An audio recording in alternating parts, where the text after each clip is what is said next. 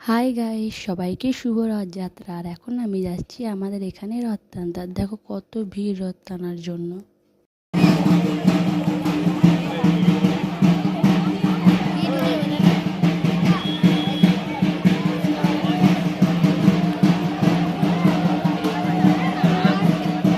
তারপর আমি আমাদের ঘরের রথটাকে পুজো করে চলে গেলাম রথ টানতে পাড়ার বাচ্চাদের সাথে।